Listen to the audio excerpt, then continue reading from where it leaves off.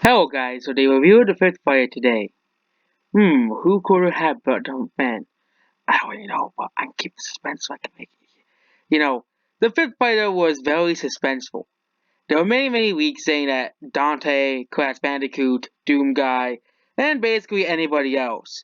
But I said hey, it could be someone not on those leakers, and people were like, the leakers are correct.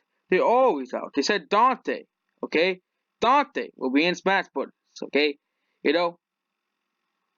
And Nintendo said, like I expected it to, like in my one video called, there could be a completely different character, which means that one of my 5 DLC characters that I said that will not be at the fifth DLC is in the game. Yes, I said that no characters from any games released in 2019 will be in the game. Well, there has been one game that I sort of omitted from this list, and that was Fire Emblem Three Houses. Oh yes, they added another Fire Emblem character, even though nobody wanted another Fire Emblem character. Nintendo. Oh yeah, you know what people want? People want Xeno, Waluigi, Doom Guy, Master Chief, and all these other characters.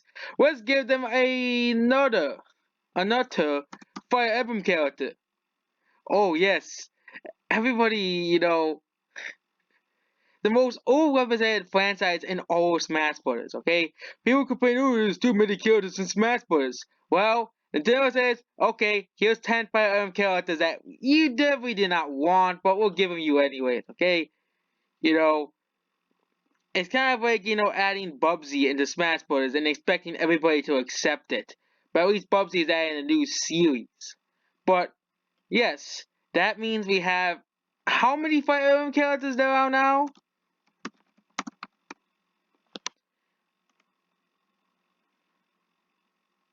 And no, Cuphead is not in Smash Bros. It's not. It's a mod, I think.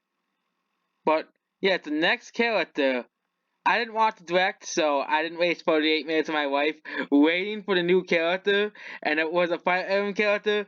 That would probably been the most disappointing thing. So there's already four, five, six Fire Emblem characters, and now we have a seventh Fire Emblem character. How it's like Nintendo's using small brain here. Like okay, so I know Nintendo really wants to promote Fire Emblem Three Houses, but you know it's just kind of the sickening that Nintendo could have put this very great character, as this final character, and they said no, let's give you Fire Emblem because Fire Emblem sells copies, okay?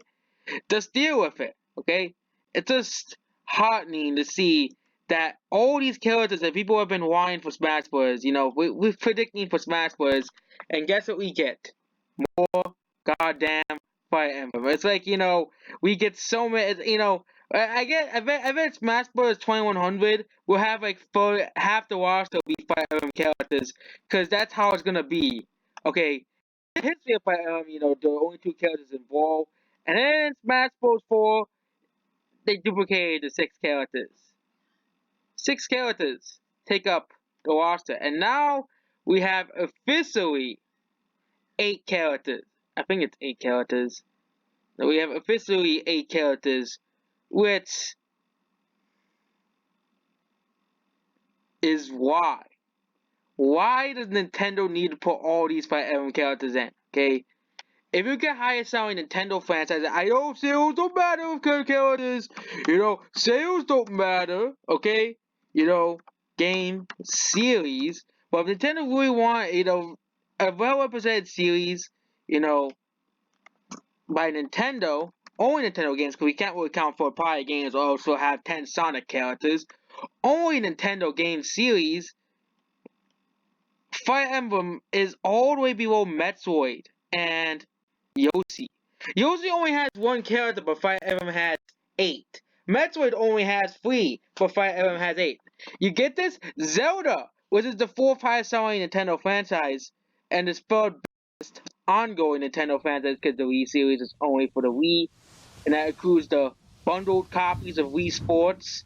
Okay, so if we were to go by representation, okay, Mario should have the most characters, obviously, followed by Pokemon, followed by Zelda. But Nintendo and Nintendo doesn't work that way.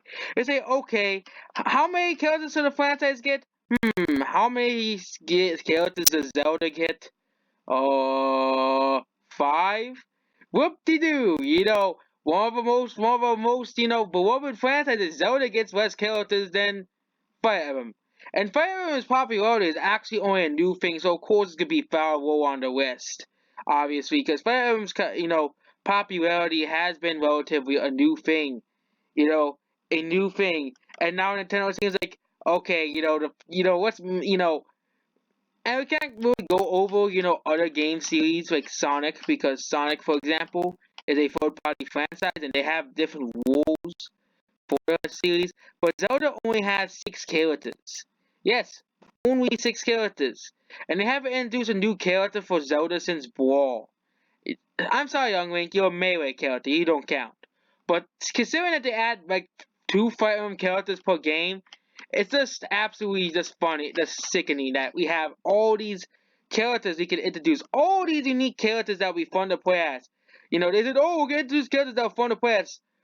Travis Touchdown is apparently not fun to play as, but apparently another Fire Emblem character does promote Fire Emblem. It's not, and it's just funny that these are not considered echoes either. They're the same characters, basically, and they're saying, oh, you do characters. The only series that I think that has more characters than Fire Emblem is Mario. Okay, you know,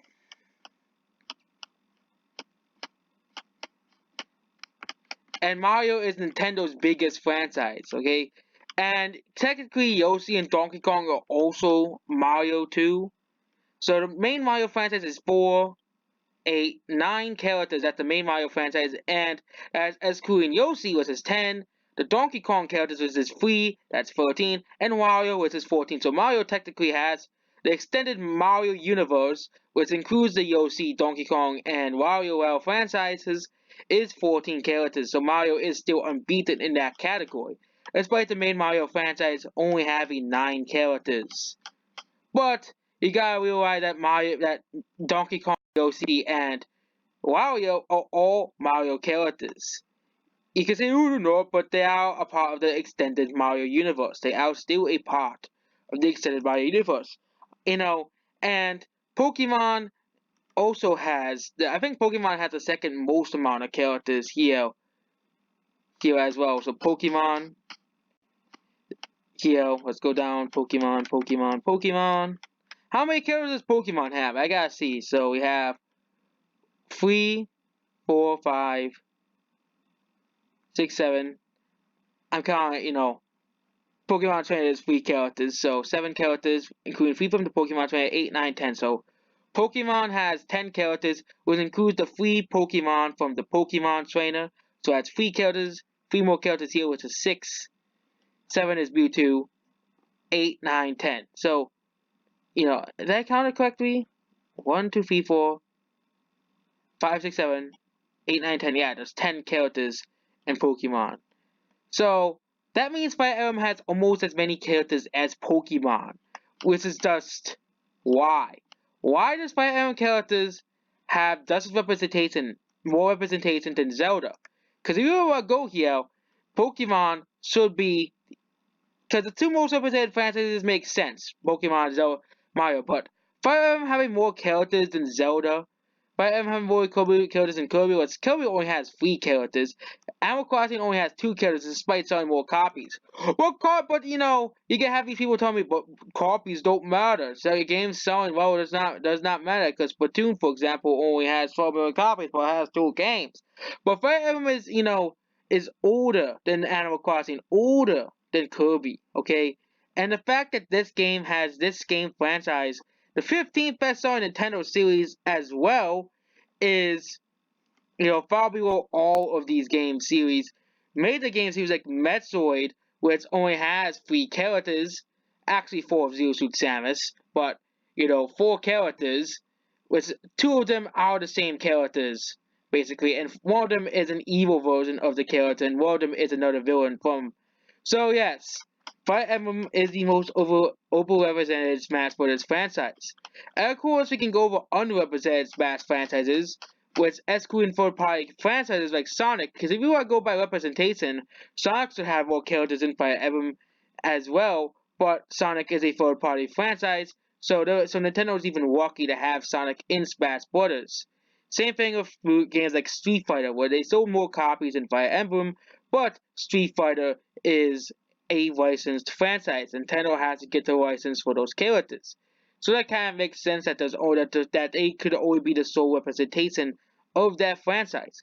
But are we really? Nintendo was giving us such big hype, disappointment during the Game Awards, and we get what we deserved.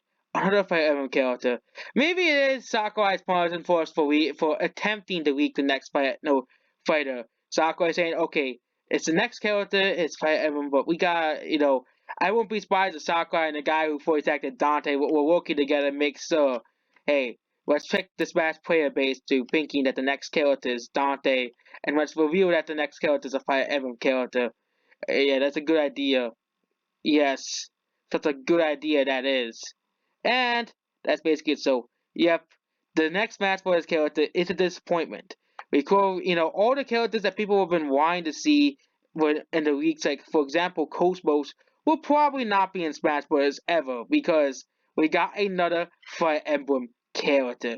But there are more characters coming on the way. Just remember that. But the final character, Nintendo. But this is the first time when Nintendo put the end of a DLC. I think it's just Nintendo tradition to do this because they did the same thing in Smash Bros. 4, where Korn was the last character to be revealed. Oh yes, and everybody was angry at that too. Wait, watch as the next character as Byleth becomes top tier in Smash Bros. Ultimate, and everybody's now happy again. But really, Nintendo, we could have saved this character for the next game. Come on, Nintendo.